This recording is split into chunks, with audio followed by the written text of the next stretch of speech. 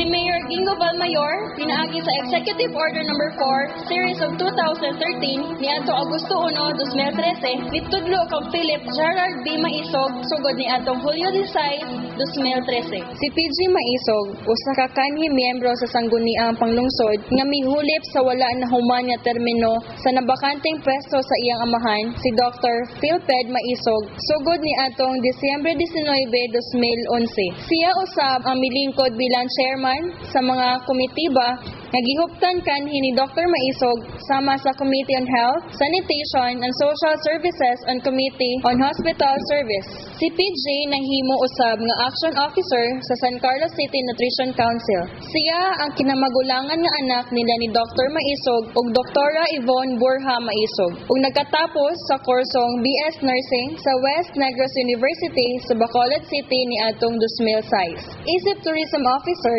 siya ang magdumala sa mga kalihukan nga may kalabutan, ang pagpauswag sa turismo ug mga kalihukang pangkultural sa syudad.